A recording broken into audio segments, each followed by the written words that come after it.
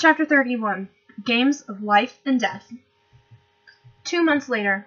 Amelia rolled her eyes as the doorbell rang. Neither John nor Sherlock got up to answer it. "I'll get it, why don't I?" she said sarcastically, shooting both of her flatmates a stern, disapproving glare. "Touchy," Sherlock muttered, flipping the page of the Daily Star. The bold headlight emblazoned across the front reading, "How was he ever acquitted?" with a large picture of Sherlock and Moriarty underneath. "William Sherlock Scott Holmes," Amelia hissed through her teeth, her eyes glistening dangerously. "Watch your tongue."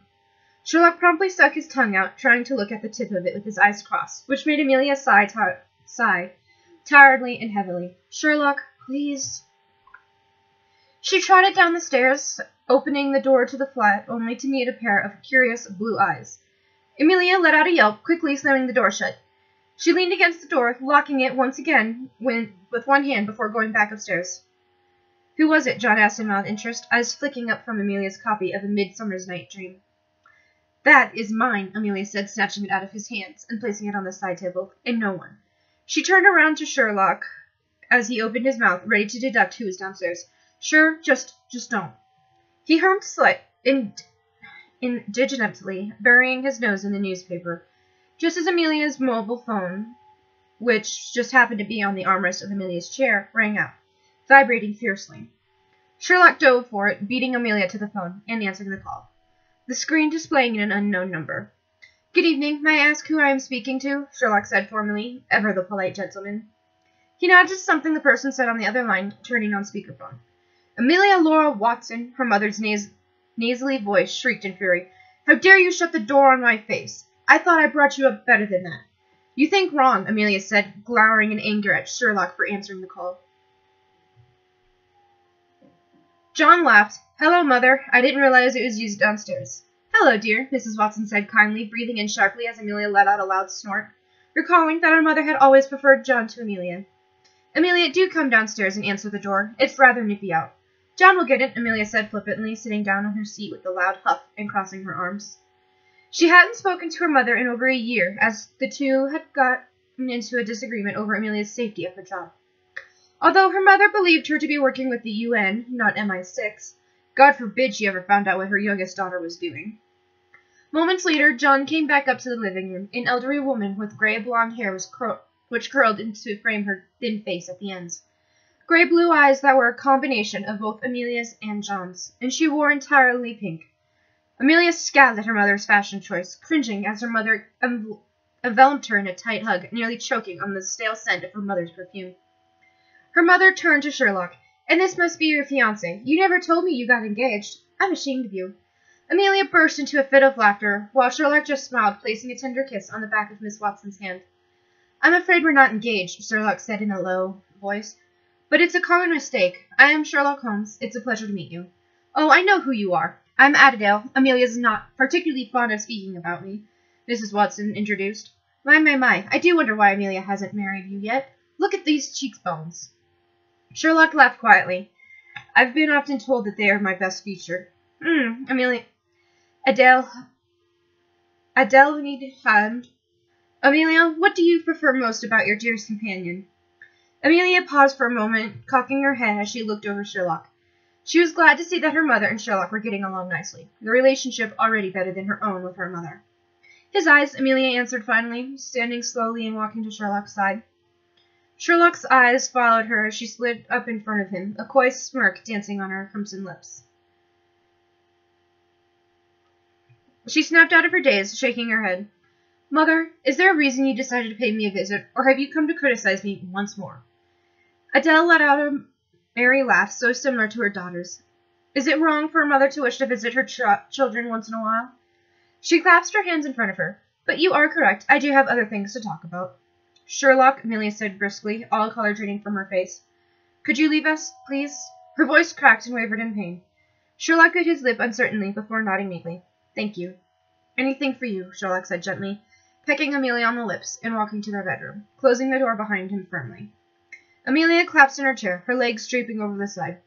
"He's dead, isn't he?" Her tone grew pained, desperately wishing for her deduction to be false. "Father?" Oh, God, John said in shock as Adele nodded, his hand flying to his mouth. How? He was shot, Adele croaked. We never saw it coming, or who did it. She blinked back tears, rummaging through her purse and retrieving a crumpled piece of paper.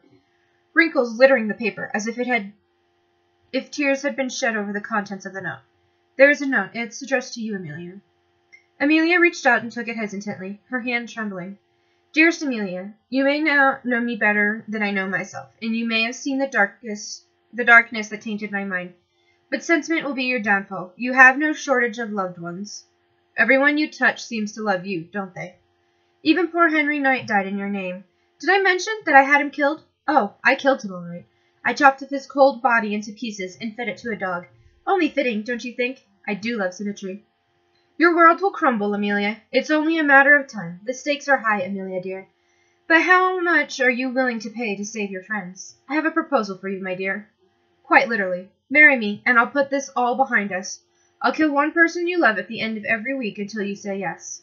I'll save the homeboys and your brother until the end. Given you're so fond of them. Don't worry, Sherlock will be the very last, so he can see what a monster you've become. He'll hate you in the end. Of that I can promise. This is the end of week 2, Amelia. How long will it be until you give in? How long will it be until you come crawling back? I have a remarkable patience, Amelia. I look forward to the next meeting. You know who I am. Amelia lowered the note shakingly, her face a cold mask underlined with pain and rage. She took out her phone, violently typing a message and sending it.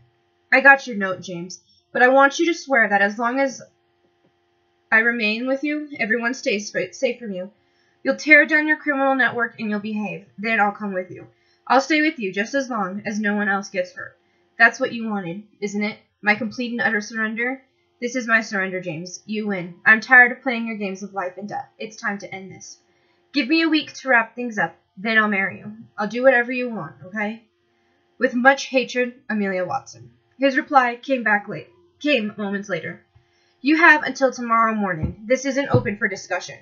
See you then, my dear. I have missed you. J.M. Amelia lowered her phone, eyes eyeing her family members. Get out, both of you, now. Why? John pressed. What does it say?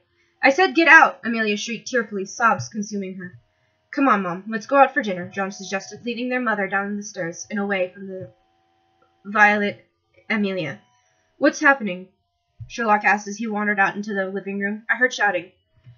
Amelia cast aside her doubts, violently slamming her lips against Sherlock's. She stripped off his blazer and tossed it to the side. Sherlock not protesting nor understanding what had gotten into her. And between the kisses, Sherlock could have sworn he heard Amelia mumble, I'm so surely sure. Forgive me. And whatever it was that she had done, whether it had been selling her soul to the devil or sacrificing her freedom for him, he forgave her because Amelia meant more to him than he could have ever possibly imagined. Because Sherlock Holmes was in love. The great Sherlock Holmes was in love with Amelia Watson. Chapter 32. An Inescapable Game. A lone tear fell from Amelia's metallic eyes and onto Sherlock's cheek as she pressed her soft lips to Sherlock's forehead. She'd stayed up all night, turning over Moriarty's note again and again in her mind palace, storing it away. She had thought of every possible outcome, every possible way she could save the people she had saved, but each time she had come back to the same conclusion. Going with Moriarty was the only way.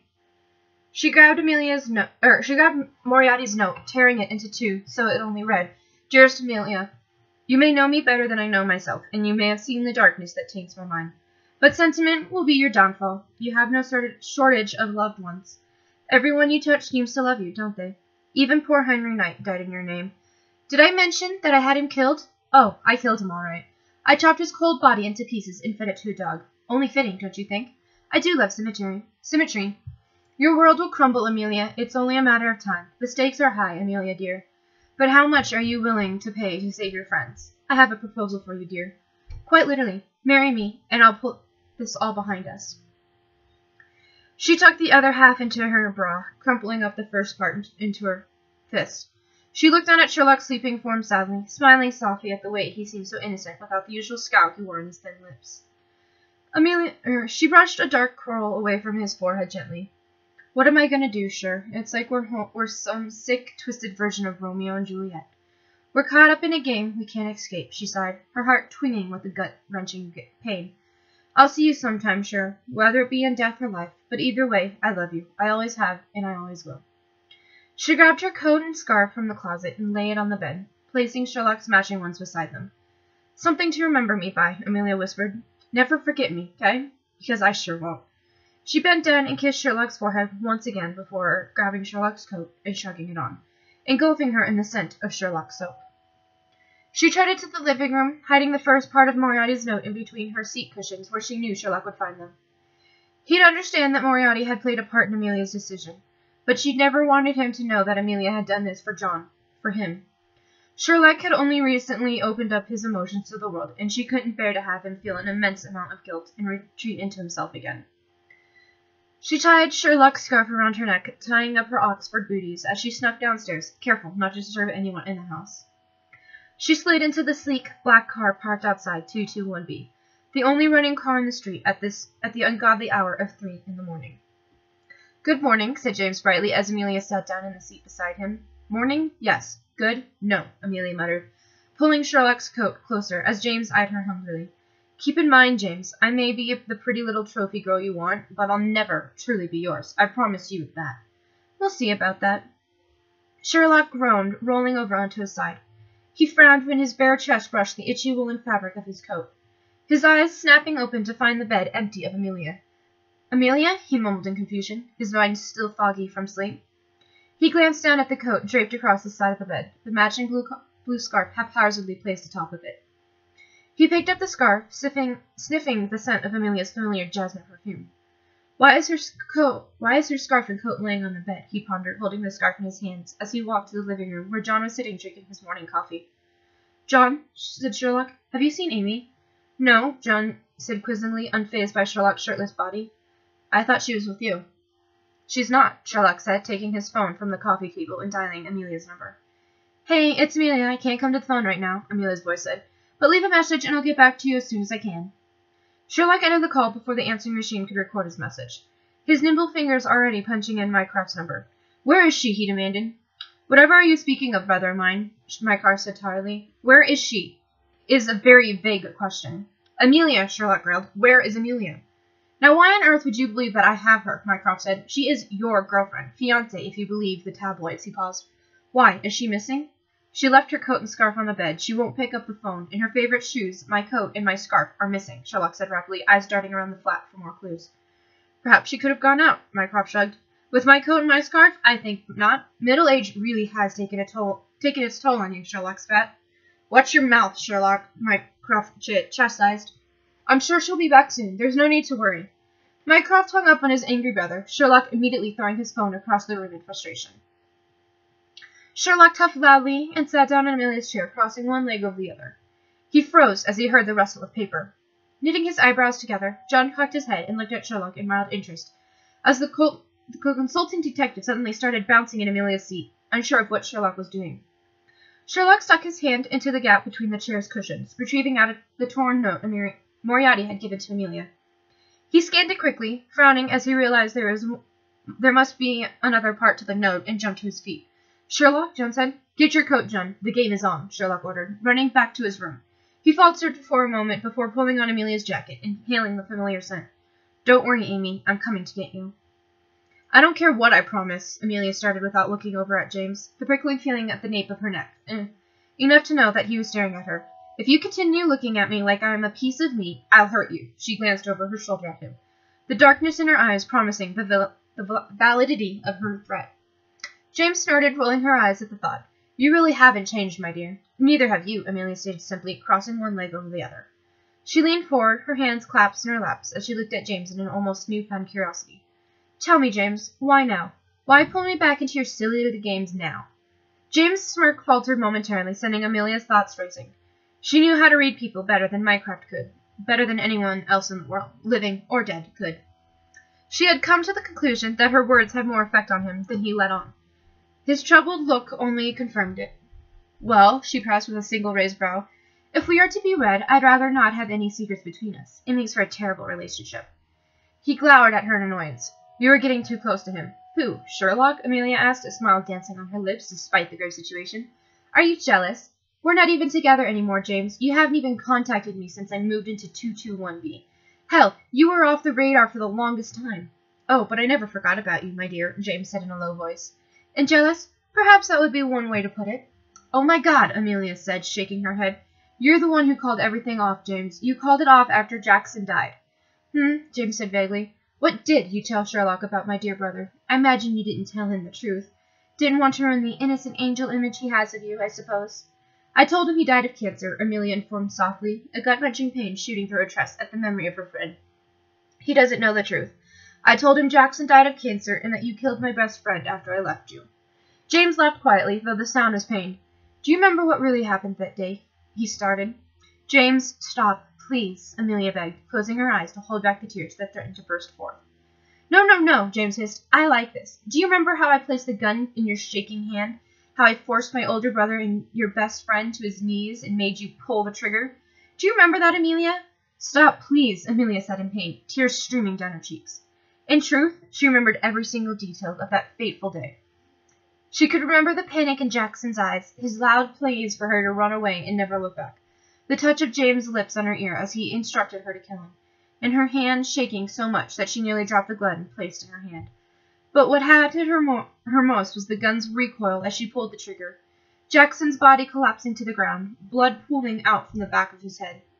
You killed him, Amelia. You killed your best friend, James said almost snugly. And once it was over, you killed another person, and another, and you liked it. You liked the feel of holding someone's life in your hands. You even admitted to it. He leaned back in his seat, closely watching Amelia struggle to get her emotions under control. You're nowhere near the innocent girl everyone believes you to be. What's your point here, James? Amelia growled, tears still flowing, but not as much as they were before. Because there better be a point. My point is, James said, is that I never forgot about you, and you never forgot about me. Tell me, were there the times when you were with Sherlock and you thought about me? No, Amelia lied. You've always been an amazing liar, my dear, but you can't lie to me, James said, his voice sing-song. You may have seen into my mind, but I've seen into yours. Or have you forgotten?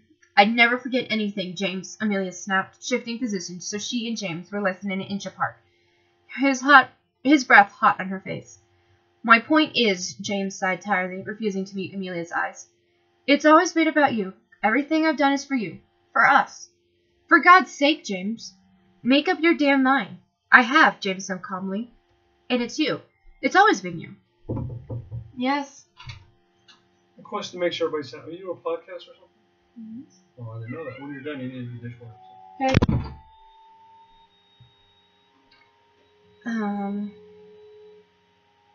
I have, James said calmly. And it's you. It's always been you. He cleared his throat, looking down at his lap awkwardly. I love you. James, Amelia said softly, whatever we had between us, it's over. It's been 3 years, James. Maybe if you had contacted me before and apologized for what happened, I might have forgiven you, but I love Sherlock more than I ever loved you. He laughed hollowly. For me, it's always been you, and for you, it's always been him. Yeah, Amelia didn't try to deny James' words. Some part of her knew that no matter what she said, she'd always end up back at Sherlock. It was like that every choice she made had tied back to Sherlock, although she hadn't known it at the time. So, where does this leave us? James asked. I'll still marry you, James, Amelia answered quietly, if that's what you really want me to do, because I have to protect Sherlock and John and Mycroft at all costs. She smiled forcibly. I mean, I put up with you at your worst for several years. What's another 20 with you at your best? He reached forward and cupped her face. I never wanted it to be this way between us. Trust me, Amelia said almost timidly, turning away, leaning against the cool glass of the window. Neither did I. Pick up, pick up, pick up, Sherlock chanted into his phone, dialing Amelia's phone again. He'd lost count how many times he had done this, too desperate for her to pick up for him to count. Hey, it's Amelia. Can't come to the phone, her answering machine's automated message said again. Sherlock hung up, punching in her phone number again. We're sorry, a computer voice said, startling Sherlock. The person you're calling's phone has run out of battery or has been turned off. Please try again at a later time. The call ended, sending Sherlock into confusion. A slow grin crept up Sherlock's mouth. Well, that's new, he thought, although he was slightly annoyed that the GPS tracking on Amelia's phone would no longer work. Sherlock, Mrs. Hudson called upstairs. You have a guest. Withdrawn, John said in relief as the DI came up the stairs into the living room. Thank God you're here. I heard about what happened and hurried over as fast as I could, Lestrade said, patting John's back. The drive from Scotland Yard to 221 B Street takes 11 minutes by car on a good day, Sherlock started, shooting John a glare as John groaned. John called to inform you about our predicament 20 minutes ago. I had work, Lestrade protested. And the sort of kidnapping of our close friend does not count as work? Isn't that one of the jobs of a detective inspector? Sherlock questioned, seething. If she went willingly, no, not really. Nonetheless, she's with Moriarty, Sherlock said, collapsing in Amelia's chair and rubbing his temples. This takes precedence. What's gotten into him? Lestrade whispered to John. I haven't seen him like this since Amelia moved in. He's worried about her, John answered, equally as quiet. He's rarely stopped pacing, and if he has, it's so he can go into his mind palace. Lestrade grimaced. If this situation weren't as bad as it is, I'd say that Sherlock generally loves her. Odd, isn't it? Mycroft questioned, wandering into the living room as he patted his hands dry, using his handkerchief. My brother is not prone to outbursts of infection. John nodded, eyes flickering to Sherlock, who appeared to do something in his mind palace, his hands flailing about. But you've met Amelia. She's not exactly normal. No, Mycroft agreed, almost longing for the company of his colleague. She's quite brilliant, Sherlock finished, his eyes snapping open. She's brilliant. Suppose that's one way to put it, Lestrade shrugged, looking long since used to Sherlock's bipolar behavior. She's definitely interesting, I'll give you that. No, Sherlock said quickly, as he stood once again pacing around the room. She's brilliant. She'd never been kidnapped by Moriarty. I've seen her fight. Moriarty doesn't like to get his hands dirty, and she could have easily taken him down. So she must have gone willingly. We know Moriarty played a part in this, but what could he have possibly have threatened her with? She's a logical person, so she must have weighed the pros and cons. Maybe we have it wrong, Lestrade piped in. Maybe it's not what he threatened, maybe it's who he threatened. What do you mean? Sherlock asked briskly, discarding Lestrade's preposterous ideas. His eyes drifting up towards the mirror, meeting his reflection. Oh, Amelia, he said in sudden realization. What have you done? My mind has thunderstorms, Amelia recited from memory, looking out at the passing scenery.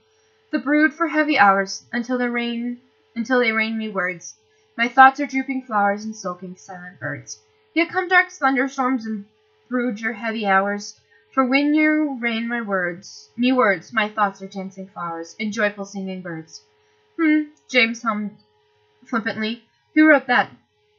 William Henry Dives, Amelia answered, drumming her fingers against the armrest. Normally I'd listen to music, but if I turned my phone on, Sherlock would be able to use the GPS to track our location. He could hack it and turn it on, James pointed out. He could, but I removed the battery, Amelia said. It's quite difficult to turn on a phone if it doesn't have any power. James smiled. You thought ahead. I'm impressed. Amelia humphed in response. Where are we going anyways? She looked out the window. I'd say we're just outside of Cambridge. She pursed her lips. Why are we going to Cambridge? Have you forgotten that I live in Cambridge? James said in mild amusement. We did meet here after all. Trust me, Amelia said quietly, looking blankly out the window. I've tried. Her thoughts drifted to Sherlock, a pang of guilt striking her. By now he was, no doubt, searching for her with Lestrade, John, and Mycroft. It'd be unlikely that they'd ever find her. If she had to, she would spend the rest of her life running to ensure Sherlock and John's continued safety. She didn't want to run, of course, but she'd give up everything to save Sherlock, because as much as she wished to deny it, she had fallen for him too.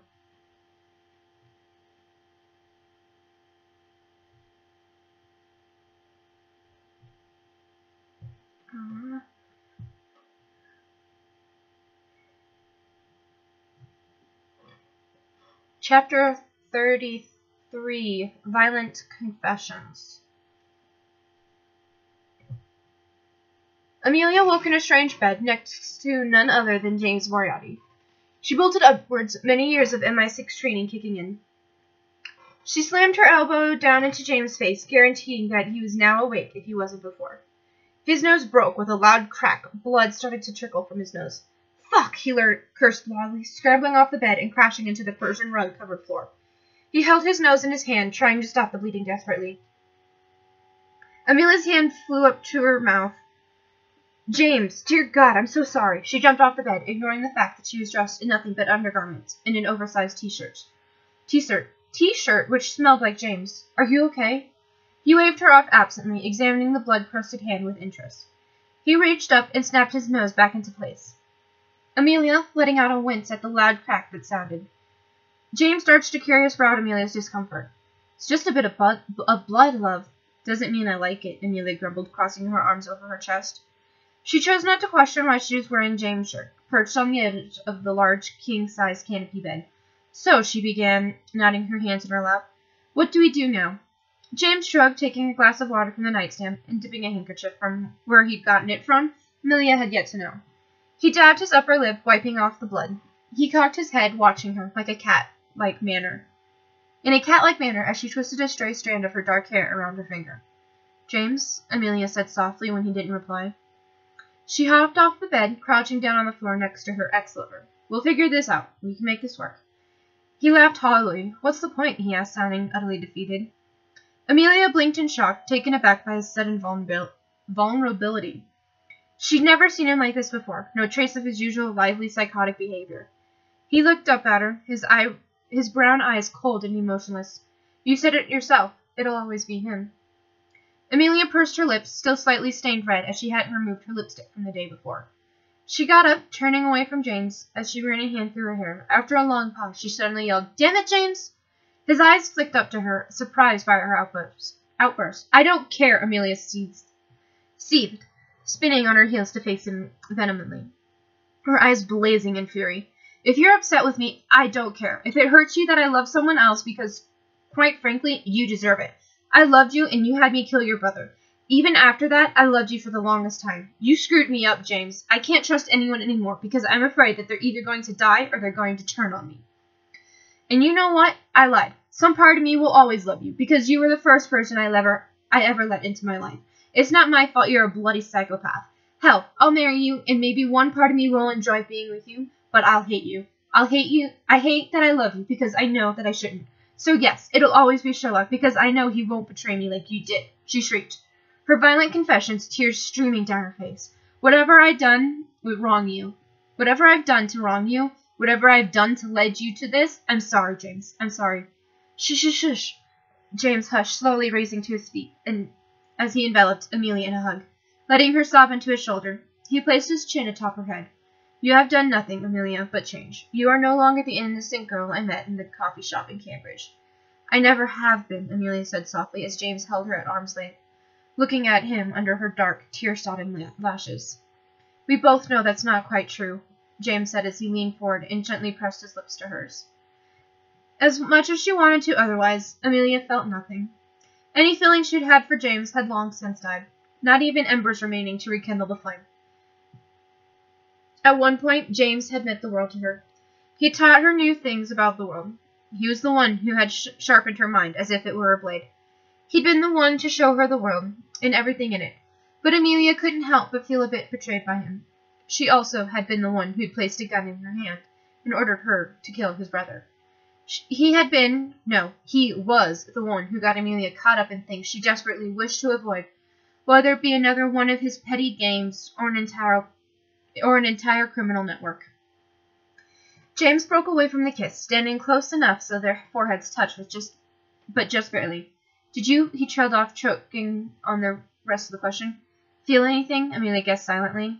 No, she answered simply, briefly closing her eyes as James' face grew cold. I didn't. I'm sorry. It's not your fault, James said quietly. We have no one to blame other than me. It was I that started all of this. If I had just left you alone, we wouldn't be in this current predicament. Amelia smiled at his word choice, appreciating the fact that he was trying to be more polite, more sane around her. Some days I think you were one of the best things that ever happened to me. If it weren't for you, I wouldn't appreciate being alive. I never understood how you do not fear death, James said, blinking rapidly. You don't fear it either, Amelia pointed out with a raised eyebrow as she sat down on the edge of the bed once again, the white silk sheet soft under her touch. Yes, James said calmly, their kiss already far behind them. But, to quote, I was a bloody psychopath. He cocked his head. You're relatively normal. Normal? Amelia said lightly. I'm offended. I pride myself on being spontaneous. James laughed weakly. Amelia cleared her throat awkwardly after a moment's pause, refusing to meet James' gaze, as the nightstand suddenly became very interesting. If I were to fear death, she started slowly, what good would it do me? Death comes for all of us in the end. The way I see it, our date of birth is set, but the date of our death fluctuates depending on our life choices. Every day I survive is another way I cheat a death, and considering what I do for a living, it's quite impressive. Being afraid of death does nothing to help me. It only hinders me. I'm not going to spend every day wondering if I was going to die. I'd never get anything done. You know me, James. I'm impulsive, rash, and sometimes downright idiotic when it comes to my behavior. I'd rather live life to its fullest, make mistakes, fall in love, break a few hearts, make a name for myself. That's why, James. That's why I don't fear it. Because if I were to fear it, I would never be able to live up to my potential. She tucked a lock of hair behind her ear. I don't know. Maybe I'm just weird like that, you know? James pursed his lips together before shrugging in a non-communical gesture. Sure, liar, Amelia laughed, flipping her hair over her shoulder. You're so... James! Amelia was cut off as James picked up a pillow and flung it at her. Amelia instinctively raising her hands to shield her face. That's no fair. I wasn't ready. If an enemy attacks you, my dear, do you honestly expect them to warn you before they strike? Amelia. James asked sardonically, rolling his eyes. But you're not my enemy. I'm not, James said, sounding surprised. I held you, Sherlock, and your brother at gunpoint. I threatened to kill you on more occasion than I can count, and I'm nowhere near the good guy. Amelia didn't deny his logic. Nonetheless, she said, you're not my enemy. You never have been. She paused momentarily. Why? Do you want to be my enemy? No. Then I don't see the problem here. Neither do I, quite frankly. Then why the hell did you bring it up? Amelia teased, taking the pillow James had thrown at her and tossing it back to him. I wasn't ready, James protested as it hit him in the face. Too bad, Amelia joked, sticking her tongue out at him. I don't understand, Sherlock exclaimed fiercely, pacing around the living room. John, who sat in his armchair, watching Sherlock in interest, was sure that Sherlock had worn a path in the carpet by now. But no matter what he said to the consulting detective, he was able to convince Sherlock to calm down. What is it this time? John groaned. Truthfully, Amelia's disappearance was taking a toll on him too, although he chose to grieve and pray silently and alone, unlike Sherlock, who barely ate or slept, shouting random theories in the middle of the night only to have them prove to be unsuccessful the next morning. If she was kidnapped by Moriarty, Sherlock exclaimed tiredly, you would think that she would leave some clues behind. You would think, John repeated sarcastically, curling his lip in annoyance. Sherlock ignored him entirely. But she didn't. Why? Is the answer looking us in the face? Are we just too blind to see it? Maybe she doesn't want to be found, John offered weakly. Sherlock dismissed his idea, resuming his pacing and loud rantings, listing off even the most ridiculous ideas. He never stopped to ponder the fact that John might be correct, and John was.